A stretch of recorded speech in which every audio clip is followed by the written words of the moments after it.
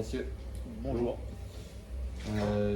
Un petit point de contexte, il n'y a pas eu d'évolution au classement, contrairement aux dernières semaines, c'est déjà une bonne chose. Ouais, Malgré tout, plus bas c'est chaud quand même. il y a 5 défaites de suite et 2 déplacements très importants à venir. Dans quel état d'esprit est-ce que vous êtes cette semaine?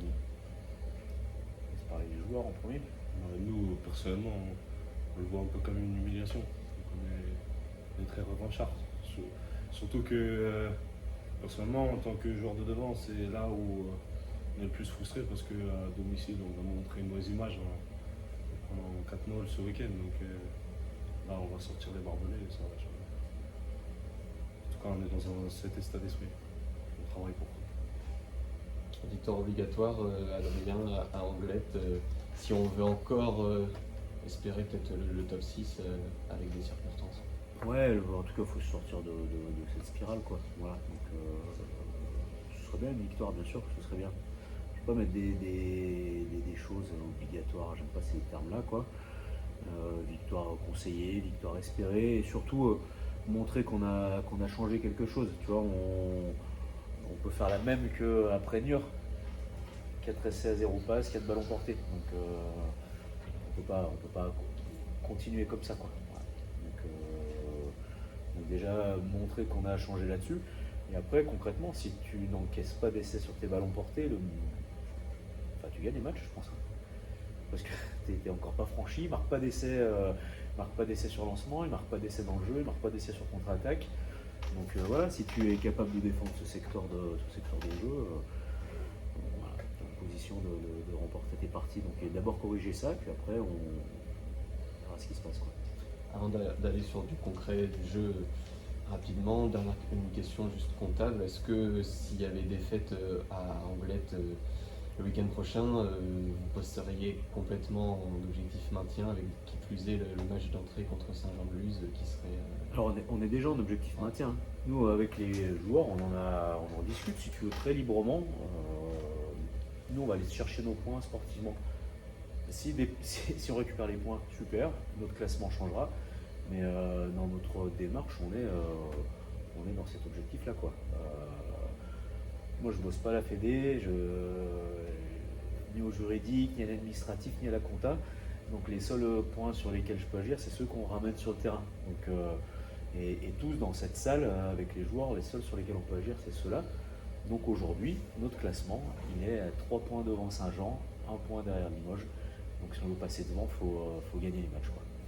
Voilà. Donc on est en objectif maintien. Maintenant, il y a des réunions qui se font avec la Fédé, ils nous remettent les points, alors on passera dans autre chose. Mais pour l'instant, on est dans cette démarche, quoi. Ces 15 derniers jours, il y a eu de gros soucis sur les ballons portés. En tout cas, c'est eux qui vous font perdre les matchs malheureusement avec 4 essais à Niort sur ballon porté, 4 essais le week-end passé également. Est-ce que vous avez la sensation que quelque chose a changé depuis le début de saison sur ces ballons portés? Comment on explique ces soucis? Je pense que dans le groupe, globalement, on a tous un état d'esprit de guerrier. C'est pas vrai, on peut pas dire qu'on n'a pas envie de s'y filer quand on est sur le terrain. Après, il a manqué quelque chose. On l'a vu, parce qu'en première mi-temps, on a pris des ballons portés. En deuxième mi-temps, on a su les défendre quand il fallait les défendre près de notre ligne. Donc, il y a quelque chose à changer. Il y a quelque chose à changer, c'est sûr. Mais maintenant, on va y aller, on va pas se poser de questions. Nous, on a travaillé pour cette semaine à l'entraînement. Est-ce que c'est plus une question technique? Est-ce que c'est plus une question de confiance aussi qui va avec l'enchaînement de... Ouais, c'est plus une question d'éveil, je pense, parce que tu mets en éveil sur ça à la mi-temps et tu les défends, en fait, en deuxième mi-temps. Et d'ailleurs, ils ont pris les points plutôt que d'aller en touche. Donc, il faut se remettre dans ce bain-là, quoi. On a eu des soucis en tout début de saison là-dessus, sur les matchs amicaux. On a été pris sur ce secteur-là, puis après on a été alerté, donc on était en éveil là-dessus, il y avait des warnings qui s'allumaient. Et après les derniers matchs de l'année étaient plutôt très positifs là-dessus, puisque Hill qui s'appuie là-dessus n'a pas pu en mettre en place un seul. Pareil pour Langon qui a un gros paquet. Donc ouais, c'est ça, c'est être prêt dès le coup d'envoi à défendre ce secteur-là, quoi. Donc, moi, je pense que Gatien a résumé, hein. Ils sont meurtris par ça, tu vois, t'as pas envie de donner cette image, quoi. Anglette, pas forcément réputé pour avoir un paquet justement qui va forcément provoquer ces ballons portés. Est-ce que ça peut être justement peut-être le bon moment à la fois de se retrouver sur ces ballons portés et puis en même temps de trouver aussi une autre manière de défendre et de provoquer. Alors si j'étais coach d'Anglette, je ferais des ballons portés. Tu vois. Maintenant, sur le reste, faut qu'ils fassent ce qu'ils veulent. Je veux dire, on est prêt, quoi. Encore une fois, on est peu franchi, on n'est jamais franchi sur lancement déjà. On peut être franchi, ce qui a été le cas là sur des échanges de jeux au pied. Donc on les a vus, il y a une erreur de com, une deuxième erreur sur un placement. Voilà, donc on est plutôt en place, c'est plutôt quelque chose où on est en confiance, la défense. Après on aime aussi vraiment tenir le ballon, quoi. On a vu que quand on tenait le ballon, on crée des situations dangereuses, on met les équipes sous pression. Je sais pas ce qu'Anglette nous proposera, mais effectivement si j'étais coach d'Anglette, j'irais chercher. Je n'ai pas répondu à ta question, c'est ça? Non. Il y a cette impression au niveau des ballons portés d'un peu de cercle vicieux parce que ces ballons portés ils viennent surtout de fautes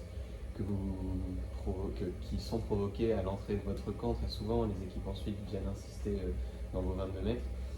Est-ce qu'il y a un souci d'indiscipline? Il y en a clairement un puisque il y a notamment vous n'avez jamais fait un match sans prendre un carton jaune, ça montre aussi une certaine indiscipline. Comment est-ce qu'on peut réagir là-dessus? Alors, pour le coup, encore une fois, si je reprends Lille qui était là le match de l'année, les fautes étaient dans leur camp, plutôt à l'entrée de notre camp, donc à l'entrée des 50 mètres. Ils ont testé les ballons portés, on les a défendus, donc ils ont tapé les points de loin, de très loin, ils ont pris des pénalités à 55 mètres. Donc encore une fois, si tu lui donnes l'image que c'est hermétique sur ce secteur-là, je pense que les équipes prendront les points. Deuxièmement, sur la discipline, ouais, on prend des cartons jaunes. Je sais pas si tu l'as en tête, le dernier carton jaune de Mathieu Liou. Oui. Tu as vu ce que c'est ou pas? Il intervient sur une succession de fautes, mais non. Quelle est la faute? La faute, ouais, c'est l'arbitre qui fait un croche-patte. Vraiment. Donc moi j'ai appelé Cédric Marchal cette semaine parce qu'en fait moi j'arrive pas à comprendre, alors qu'on a plutôt la possession, qu'on soit à 14 pénalités contre 5. J'arrive pas à comprendre que sur une dernière action de 3 minutes, puisqu'on tient le ballon pendant 3 minutes, il y a 0 pénalité, tu vois. Donc je pense que l'image que l'on renvoie, elle doit pas être super, ou l'image du club est pas super. Et voilà, et donc quand il y a une décision à 50-50, elle est contre nous, donc on va bosser dessus. On va essayer de se montrer plus vertueux, mais il y a une chose à retenir, c'est qu'on prend quasiment aucune pénalité dans notre camp. Toutes les pénalités sont dans le camp adverse. Mais encore une fois, ce que j'arrive pas à comprendre, c'est toutes les pénalités qu'on prend en attaque, quoi. La première séquence, on franchit sur l'aile, on prend une première pénalité en attaque qui coupe ta dynamique. Voilà, on a ce genre de pénalité là. Donc voilà, j'ai eu une discussion avec Cédric Marchal. On a également fait changer les arbitres du match de ce week-end parce qu'on ne peut pas se retrimballer les arbitres qu'on a eu à Limoges. Donc voilà, on va changer notre image, on bosse là-dessus, mais on demande aussi aux arbitres de changer leur regard, quoi. Voilà. Donc, que le message soit passé, quoi. Défensivement, on vous voit très souvent très agressif, monter, essayer de perturber la ligne, quitte à ce que ça déséquilibre un petit peu votre rideau. Mais justement, vous ne faites pas vraiment franchir. Est-ce que ça, c'est vraiment un point positif dans le combat de mettre en difficulté à l'adversaire? Je pense que sur ce point-là, on est pas mal depuis les derniers matchs. On n'a pas été franchi ce week-end une seule fois. Enfin, je veux dire, contre nous, on n'avait pas été franchi une seule fois. Ce week-end, les seuls franchissements qu'on a pris, c'était plus sur une mauvaise com que sur des erreurs de plaquage en soi. Et je pense qu'il faut qu'on continue ça. On insiste aussi notamment sur le fait de plaquer à 2 et d'agresser fort cette ligne. Donc je pense que c'est un point positif. Si on peut en dégager un ce week-end. Pour en revenir sur ce cercle vicieux, qui dit indiscipline, dit peut-être donc carton jaune aussi, manque de lucidité potentiellement, de fraîcheur physique si on joue à 14 une partie du match. Est-ce que tu le sens aussi peut-être que ça pèse, pas forcément sur les toutes fins de match, parce qu'on vous voit souvent aller chercher des points, ouais. Et pourtant... Non, on s'entraîne à 13 même. Non mais ce que je veux dire c'est on est prêt physiquement quoi. Encore une fois, t'as vu, on finit la séquence super bien quoi, on finit le match très bien.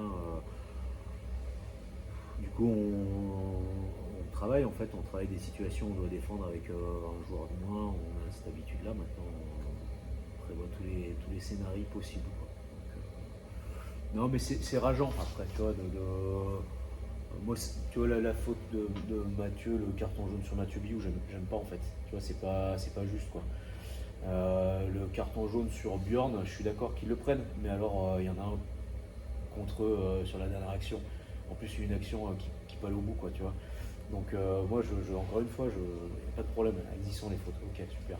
Mais il faut que ce soit pareil des deux côtés quoi. Donc voilà.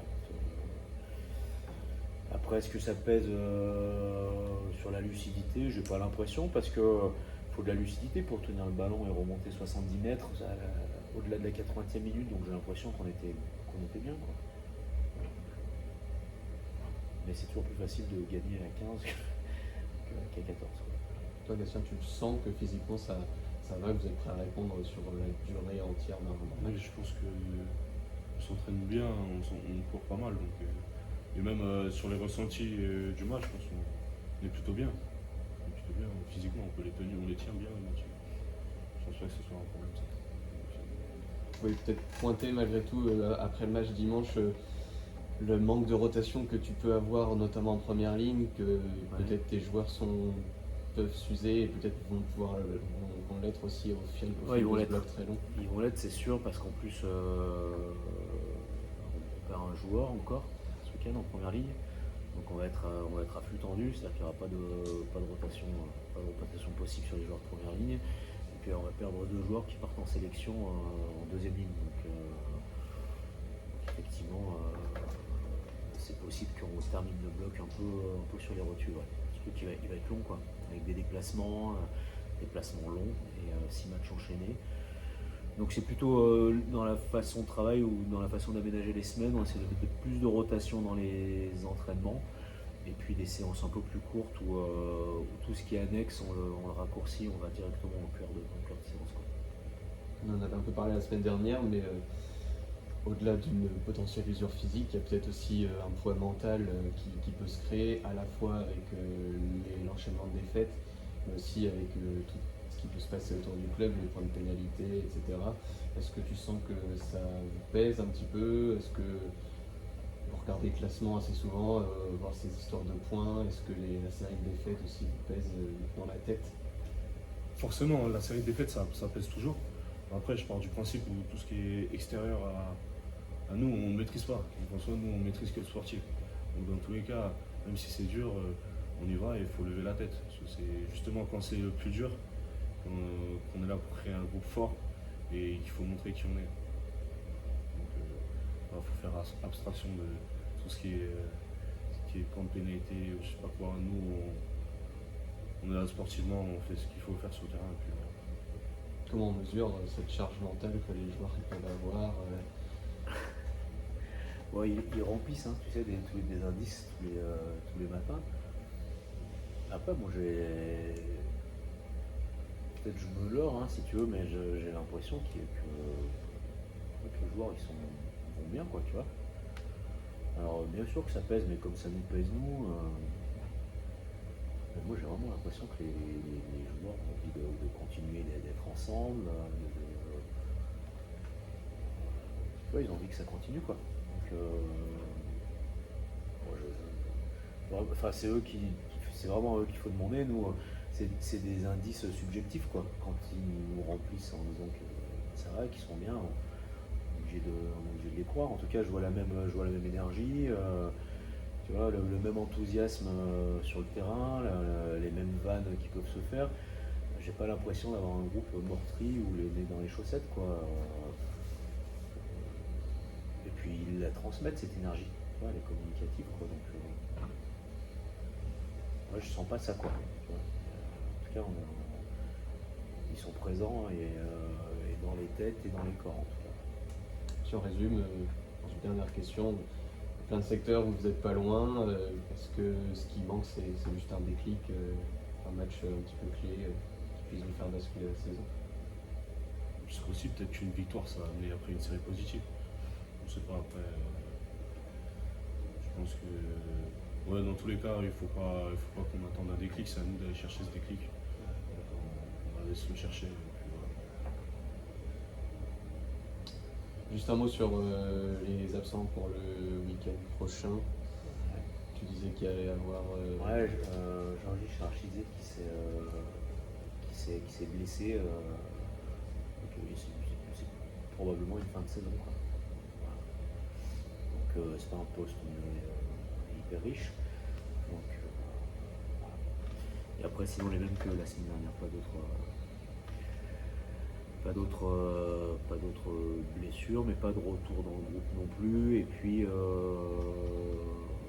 y aura des retours pour Saint-Jean-de-Luz, puisque ce sera le dernier match de suspension, c'est le dernier match de suspension des mairies, donc à voir. Merci beaucoup. Good.